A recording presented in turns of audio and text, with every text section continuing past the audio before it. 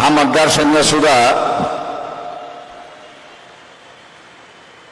जर कार्यकर्त्यांनी ठरवलं, आपण सगळ्यांनी ठरवलं तर आपण जिंकू शकतो अशा असलेल्या स्थितीमध्ये आहोत. मी नेहमी म्हणत असतो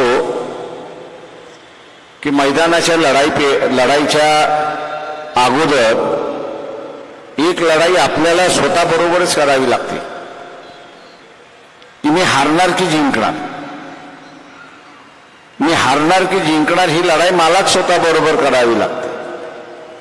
मी ज्यावेळेस म्हणतो की मी जिंकणार त्यावेळेस मग जिंकायचं कसं याचा सगळा आराखडा मी त्या ठिकाणी मांडत असतो. अशी परिस्थिती आहे.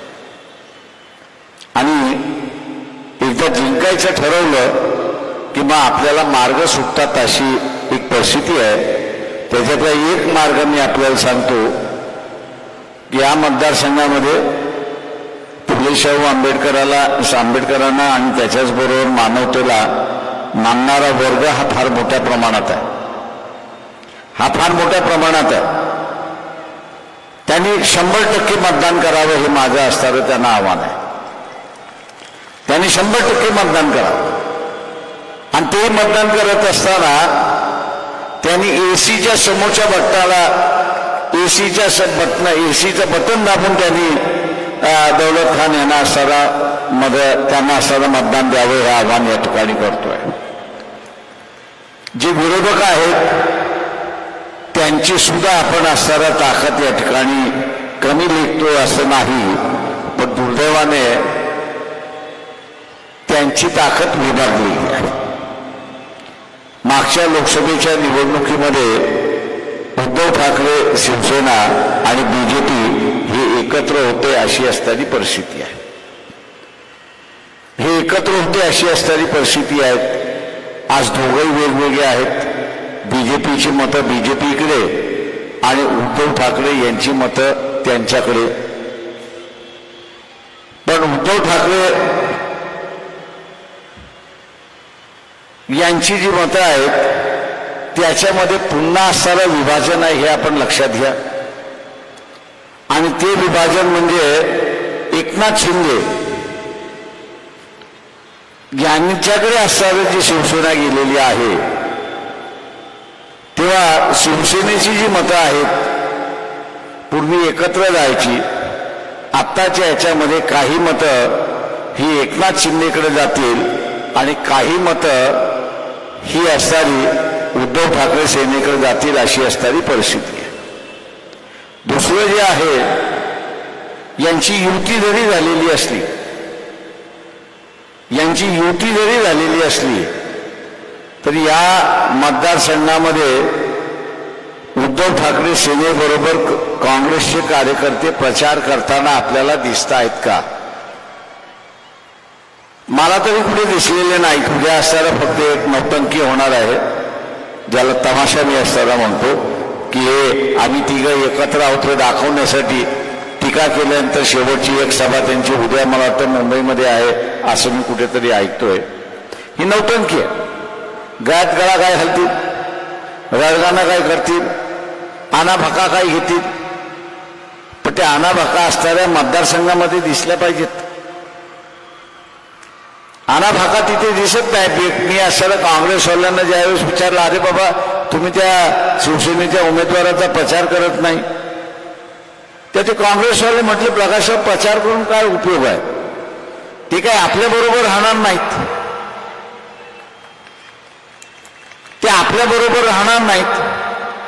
ते असणारं उद्या भारतीय जनता पक्षाबरोबर जातीलच आणि भारतीय जनता पक्षाबरोबर जातील आणि नरेंद्र मोदी यांनी असणारं सांगितलंच आहे की उद्धवना ज्या ज्या वेळेस मदत लागेल त्या त्यावेळेस मी मदत द्यायला तयार आहे. त्याच्यामुळे सांडगाठ झाली आहे. त्याच्यामुळे आम्ही असणारं त्यांचं काम करणार नाही अशी असणारी परिस्थिती आहे. अशी असणारी परिस्थिती त्या ठिकाणी दिसते. त्याच्यामुळे काँग्रेसवाले जे आहेत ते घरी बसले. त्या घरी बसलेल्या काँग्रेसवाल्यांना म्हणतो की मी वाटाघाटीच्या वेळेसच आपल्याला सांगत होतो की आपला सँडविच झाल्याशिवाय राहणार नाही हे लक्षात घ्या. एका बाजूला एनसीपी आणि दुसऱ्या बाजूला शिवसेना म्हणजे उद्धव ठाकरेंची शिवसेना हे असताना आपल्याला सँडविच घेतले गेल्याशिवाय राहणार नाही आणि तीच अवस्था आपल्याला या ठिकाणी दिसते, अशी असणारी परिस्थिती आहे.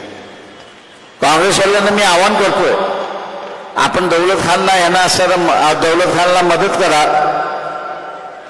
विधानसभेच्या निवडणुकीमध्ये आपण एकत्र लढू हे आश्वासन मी आपल्याला असताना या ठिकाणी देतो. हे आश्वासन मी आपल्याला या ठिकाणी देतो की आपण विधानसभा एकत्र लढूया. मला काही काँग्रेसवाले म्हणतात आम्हाला आता काहीच राहिलेलं कामच राहिलेलं नाहीये, म्हणून त्यांना सर म्हणतो की तुम्हाला काम राहिलेलं, तुम्हाला भरपूर काम राहिलेलं आहे. वंचित बहुजन आघाडीच्या उमेदवाराचा तुम्ही घर बसल्या वस्त्यांमध्ये जसं जमेल तसा असताना प्रचार करा, असं आपण त्या ठिकाणी सांगतोय. अशी असणारी परिस्थिती आहे. दुसरं जे आहे या ठिकाणी सगळ्यात महत्वाचं आणि ते म्हणजे मुस्लिम समाजाचं आहे. मुस्लिम समाज असा म्हणतोय की 21 राज्यामध्ये आम्हाला असताना काँग्रेस पक्षाने एकही उमेदवार दिलेला नाही, एकही उमेदवार दिलेला नाही असं म्हणून त्या ठिकाणी सांगतात. त्यांचं म्हणणं बरोबर आहे की काँग्रेसवाल्यांनी उमेदवारी दिली नाही, एनसीपी वाल्यांनी दिली नाही आणि उद्धव ठाकरे तर देणारच नाही, अशी असणारी परिस्थिती आहे. पण मुस्लिम समाजाचा उमेदवार हा वंचित बहुजन आघाडीने उभा केलाय, हे असणारं मुस्लिम समाजाने पहिल्यांदा लक्षात घेतलं पाहिजे. याच मतदारसंघामध्ये मी मगाशी असणारं गणित आपल्याला सांगितलं की यांची मतं विभागलेली आहे. भले मागच्या वेळेस यांना असणारं 4 लाख मतं मिळाली असतील, 5 लाख मतं मिळाली असतील, पण आज ती 5 लाख मतं शिल्लक नाही आहेत. त्याच्यापैकी 1.5 लाख 2 लाख मतं दुसरी घेऊन गेलेत, यांच्याकडे असणारा फक्त 3 लाख राहतात, अशी असणारी परिस्थिती आहे. मी इथल्या असणाऱ्या मुस्लिम बांधवांना सांगू इच्छितो की वंचित बहुजन आघाडी हा असणारा मानवतेचा लढा उभा करतं, त्याच्या मानवतेच्या प्रश्नावरती कायमस्वरूपी लढत राहणार, याच्याबद्दल दुमत नाही. पण सगळ्यात मोठा असणारा धोका आहे हे आपण असणारा लक्षात घ्या. मुस्लिम समाजाने इथला असणारा लक्षात घेतलं पाहिजे की दौलत खान यांच्या असणाऱ्या आज पेटीमध्ये 2.25 लाख मतं वंचित बहुजन आघाडीची पडलेली आहेत, असं आपण गृहीत धरा. ही जाणार नाही कुठे, पक्षालाच मिळतील. 2.25 लाख मतं आहेत, जिंकायला किती लागणार आहे? 2 लाख मतं अजून लागतील. या मतदारसंघामध्ये मुस्लिम समाज हा जो आहे हा 3-3.25 लाखाचं मतदान आहे, अशी असणारी परिस्थिती आहे. इथे जो मुस्लिम समूह असं म्हणतोय की आम्हाला असणारं बीजेपी हरवायची,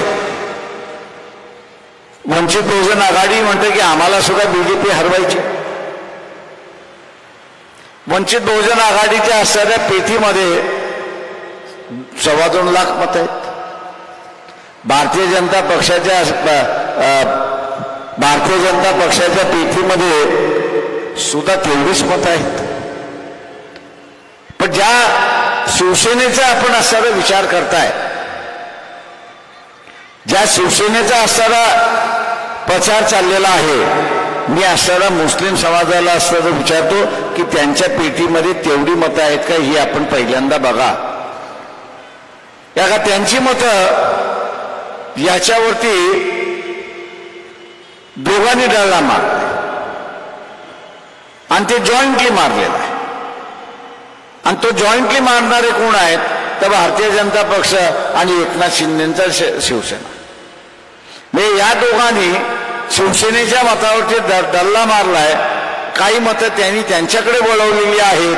त्याच्यामुळे आज कितीही सेना म्हणत असली की आम्ही असणारा ताकदवार आहोत, 2019ची ताकद आज त्यांची राहिलेली नाही, हे आपण असणारं लक्षात घ्या.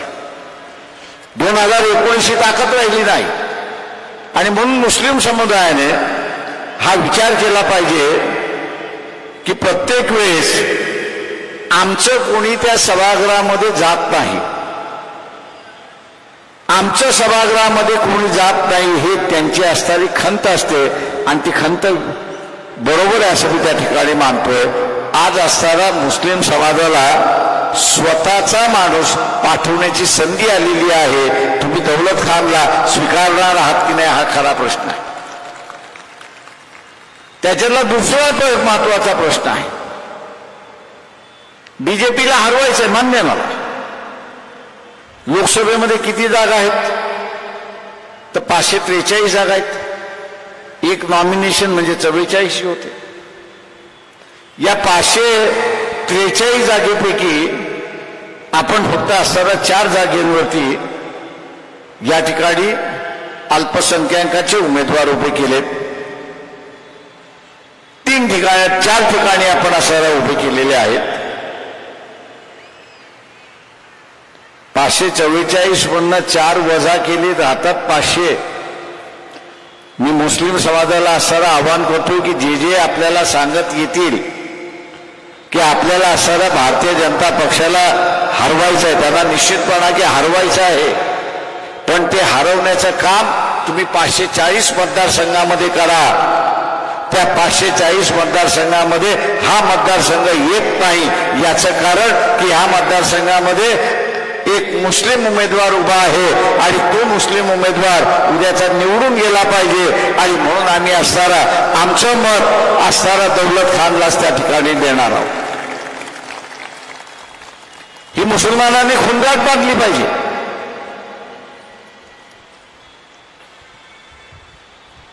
कि विरोधी उम्मीदवार येऊन सांगतोय अरे अपने को बीजेपी को हराना है.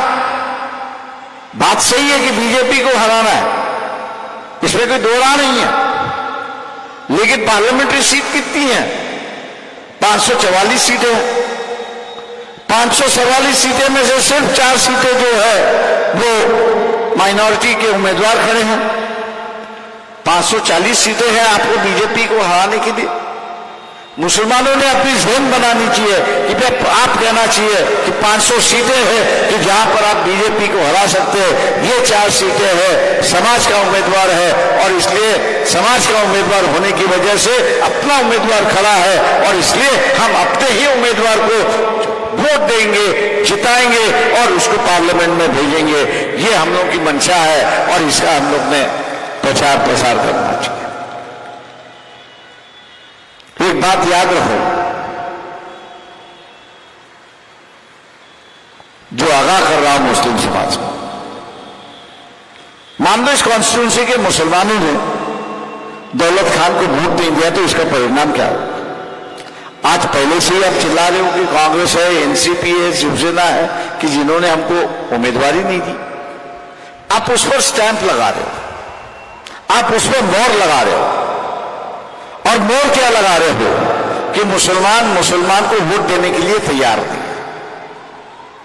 आप मोहर लगा रहे हो कि मुसलमानों को वोट देने के लिए तैयार नहीं है. अगर ये मोहर इस इलेक्शन में लग गई तो अगले इलेक्शन में यही पार्टियां आपसे दोहराएंगी कि आप हमसे टिकट मांग रहे हो. वंचित ने तो उम्मीदवार खड़ा किया था, पार्टी के जो 2 लाख वोट थे वो 2 लाख वोट तो दौलत खान को मिले, लेकिन आपने दौलत खान को वोट नहीं दिया. हम कैसे विश्वास रखें कि अगर हमने भी कैंडिडेट दिया तो आप उसको वोट देंगे? इसलिए आप अपने पैरों पर कुल्हाड़ी मत मारिए. ना वोट दोगे तो अपने पैरों पर कुल्हाड़ी मारोगे, वोट दोगे तो आप यहां की राजनीति बदलोगे, पूरी देश की राजनीति बदलोगे, राजनीतिक दलों की राजनीति यहां पर बदलोगे और राजनीतिक दलों की मजबूरी ये हो जाएगी कि आपने अगर दौलत खान को वोट दिया और दौलत खान अगर जीत गए तो हर राजनीतिक दलों को मुस्लिम उम्मीदवार देने के लिए आप मजबूर कर सकते हो और मजबूर करना ये आपकी जिम्मेदारी है. सिर्फ रोना आपकी जिम्मेदारी नहीं है, सिर्फ शिकायत करना ये आपकी जिम्मेदारी नहीं है. आपको यहां की राजनीति को नया मोड़ देना यह भी आपकी एक जिम्मेदारी है और इस जिम्मेदारी को आपने अगर अदा नहीं किया इस जिम्मेदारी को अगर आपने अदा नहीं किया तो मान लीजिए आपकी ही रवैया और आपका ही सोच वो आपके खिलाफ इस्तेमाल करेंगे और कहेंगे कि आप जब मुस्लिम कैंडिडेट को वोट नहीं दे सकते तो हमने अगर खड़ा किया तो आप देंगे, इसकी गारंटी क्या है? और आप उस वक्त कोई गारंटी नहीं दे सकते क्योंकि आपने दौलत खान को वोट नहीं दिया। आप बता नहीं सकते कि हमने दौलत खान को वोट दिया। अगर दिया है तो मजबूर मैं कह रहा हूं कि आप राजनीतिक दलों को कह रहा हूं। और इसलिए मैं आपसे गुजारिश करता हूं यहां पर कि मुस्लिम राजनीति के एक अहम मोड़ पे आके रुक चुकी है। एक मुस्लिम राजनीति जो एक अहम मोड़ पे आ चुकी है।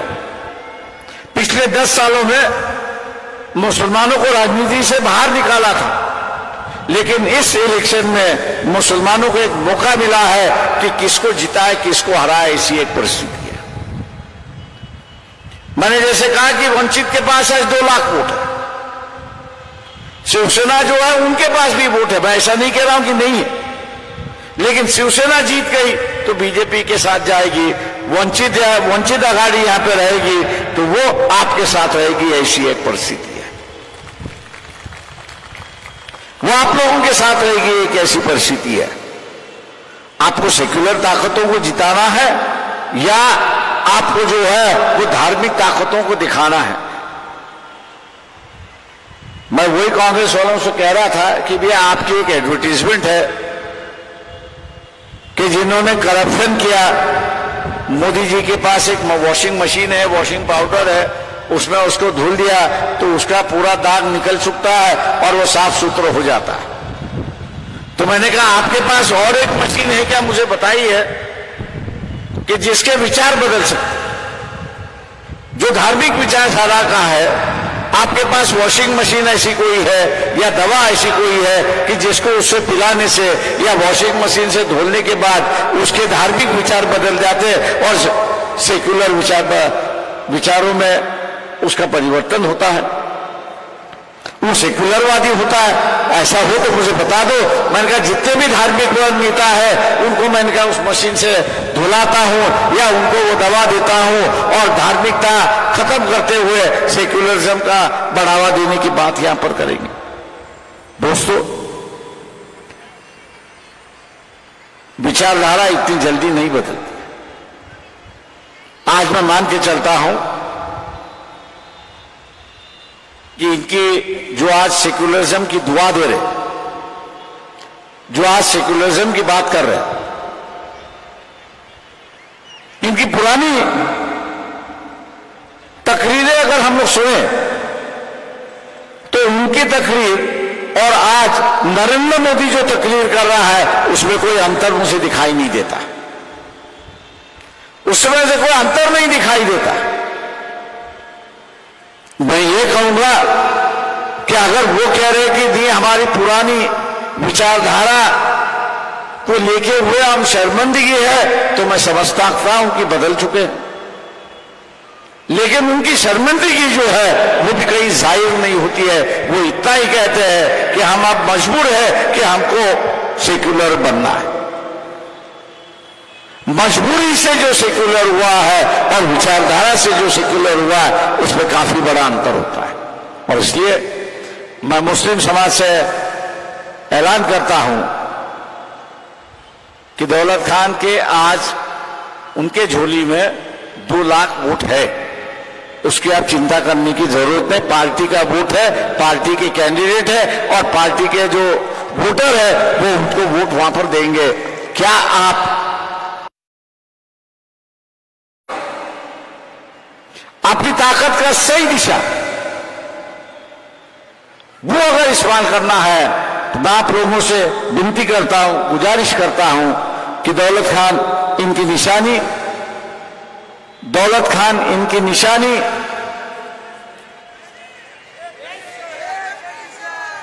इनकी निशानी एयर कंडीशन है। एयर कंडीशन का बटन दबाकर आप इनको भारी वोटों से जिताएंगे, यही उम्मीद मैं करता हूं और आपसे विदा लेता हूं। खुदा हाफिज, जय हिंद।